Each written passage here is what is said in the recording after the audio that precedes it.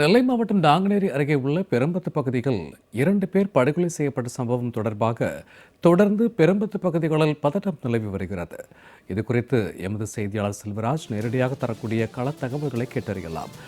வணக்கம் செல்வராஜ், தற்போது பெரம்பத்து பகுதியில் பொதுமக்கள் தொடர் போராட்டங்களில் ஈடுபட்டு வருகிறார்கள். எவ்வளவு நேரமாக இந்த போராட்டம் நீடிக்கின்றது? குறிப்பாக பெரம்பத்து பகுதியில் காவல் நிலையம் இருந்தும் கூட காவலர்கள் நியமிக்கப்படலை அப்படிங்கிற குற்றச்சாட்டையும் பொதுமக்கள் முன்வைக்கிறாங்க. இது குறித்தான கூடுதல் விவரங்கள் செல்வராஜ்.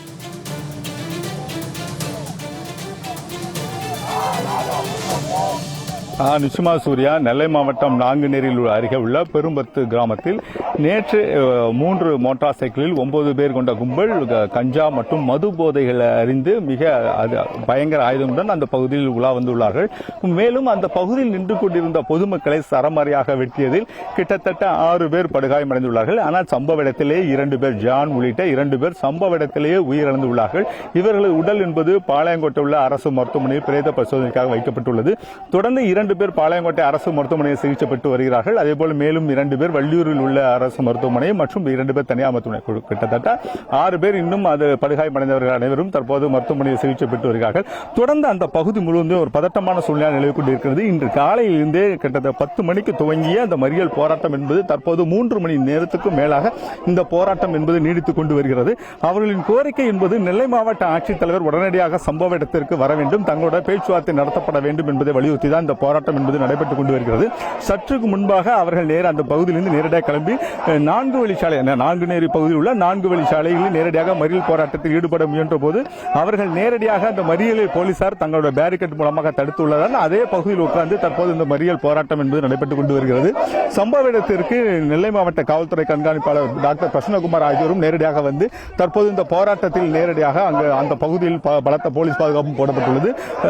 கிட்டத்தட்ட நூற்றுக்கணக்கான போலீசார் தங்களுடைய பாதுகாப்பு பணியில் அமர்த்தப்பட்டுள்ளார்கள். குறிப்பாக இந்த பகுதியில் உள்ள மக்கள் யாரும் 4 வழிச்சாலைக்கு நேரடியாக வராத வண்ணம் அவர்களுடைய போராட்டம் என்பது நடைபெற்றுக் கொண்டு வருகிறது. இந்த போராட்டத்தின் மூலமாக தொடர்ந்து தங்களுடைய போராட்டத்தில் அவங்க தங்களுடைய அந்த பகுதியை தங்களுடைய மறியல் போராட்டத்தில் ஈடுபட்டுக் கொண்டு இருக்கிறார்கள். அதன் நேரடி காட்சியில் தான் இருக்கிறோம். அந்த மறியல் போராட்டம் என்பது தற்போது நேரடியாக வரக்கூடிய சூழ்நிலையில் மறியல் போராட்டம் என்பது நடைபெற்றுக் கொண்டு வருகிறது. இது நெல்லை மாவட்ட காவல்துறை கண்காணிப்பாளர் பிரசன்னகுமார் அவர்கிட்ட பேசுவோம். குறிப்பாக ஐயா, தொடர்ந்து 3 மணி நேரத்துக்கு மேல போராட்டம் நடைபெற்றது. இதுவரை எவ்வளவு பேர் கைது செய்யப்பட்டிருக்காங்க? நேரடியாக வரக்கூடிய பகுதியில் குறிப்பாக அவருடைய பேச்சுவார்த்தை நடத்துவதற்காக காவல்துறை மாவட்ட காவல்துறை கண்காணிப்பாளர் நேரடியாக வந்து கொண்டிருக்கிறார். அதை நம்ம நேரடியாக பார்க்கலாம். தொடர்ந்து அந்த பகுதியில் வந்து செய்தியாளர்கள் அங்குள்ள பகுதி மக்களை வந்து சந்திக்காத வண்ணம் தொடர்ந்து அந்த பகுதியில் ஒரு பதட்டமான சூழ்நிலை நிலவி கொண்டிருக்கிறது. இது நேரடியாக பார்க்கலாம். மாவட்ட காவல்துறை கண்காணிப்பாளர் பிரசன்னகுமார் நேரடியாக அவர்களுடைய பேச்சுவார்த்தை நடத்துவதற்காக வந்திருக்காரு. நேரடியாக வரக்கூடிய பொதுமக்களை அவர்கள் பார்த்துக் கொண்டு இருக்கிறார்கள். என தொடர்ந்து அந்த பகுதியில் நம்முடைய மறியல் போராட்டம் என்பது நடைபெற்றுக் கொண்டு வருகிறது. இந்த மறியல் போராட்டத்தின் போது அவங்களோட கோரிக்கை என்ன என்பது தொடர்பாக கூட தற்போது நேரடியாக முத்து வளவன் நம்மிடம் அவர்கிட்ட பேசுவோம். ஐயா வணக்கம், உங்களோட கோரிக்கை என்ன? எதற்காக மறியல் போராட்டம்? அதாவது ஆடு மாடுகளை வெட்டுவதை போல பொதுமக்கள் டீ கடையிலே 7 மணிக்கு நின்று கொண்டிருந்த நபர்களை 6-7 கும்பல் தன்னாக வந்து போதையிலே வெட்டி சாய்ப்பது என்பது ஒரு புதிய நடைமுறையாக இருக்கின்றது. எனவே இந்த நாங்குநேரி பகுதியில் பார்த்தீர்கள் என்று சொன்னால் இது மனிதர்களாக இல்லை, மிருகங்கள் நடமாடிக்கொண்டே இருக்கின்றது. எனவே இவர்களை பொதுமக்கள் வீதியிலே சுட்டுக் கொள்ள வேண்டும். காவல்துறை ஒரு பொதுமக்களை பரமக்குடியிலே போராட்டம் நடத்திய 7 நபர்களை சுட்டுக் கொண்டது. ஏன் இப்படிப்பட்ட ஒரு பொதுமக்களை வெட்டக்கூடிய ஒரு நபர்களை, கொலைகார கும்பல்களை, சாதி வெறி பிடித்த கும்பலை ஏன் சுட்டுக் கொள்ள மறுக்கின்றது? சாதி பார்க்கின்றதா? தமிழக அரசு என்ன செய்கின்றது?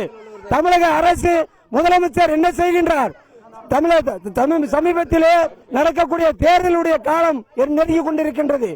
இதனை இவர்கள் திசை திருப்ப இப்படிப்பட்ட ஒரு சூழ்நிலை ஏற்படுத்துகிறார்கள்.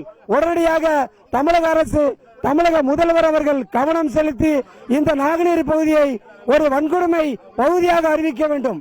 ஏனென்று சொன்னால் தொடர்ந்து கிட்டத்தட்ட 10 ஆண்டுகளுக்கு மேலாக இந்த பகுதியில் ஒரு பதட்ட நிலையை உருவாக்கி கொண்டிருக்கிறார்கள்.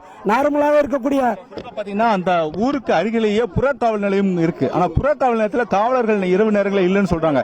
இது போன்ற சம்பவத்தால இந்த சம்பவம் நடைபெற்றதா சொல்றாங்க. எப்படி பாக்குறீங்க? காவல்துறை முன்பாகவே இந்த கொலை நடக்குது. காவல்துறை என்ன செய்ய முடியும்? அவன் காவல்துறை தடுத்தா காவல்துறை வெட்டுறாங்க. ஏன்னா பயம் இல்ல, அரசமைப்பு சட்டம் பாதுகாப்பு இல்ல, காவல்துறைக்கே பாதுகாப்பு இல்ல. எத்தனை பேரை வெடிகுண்டு வெட்டி கொண்டிருக்காங்க. காவல்துறை பிடிக்க போனா காவல்துறை மேல வெடிகுண்டு வெட்டுறாங்க, காவல்துறை மேல அருவாலை கொண்டு வெட்டுறாங்க. எத்தனை பேர் காவல்துறை செத்துருக்காங்க.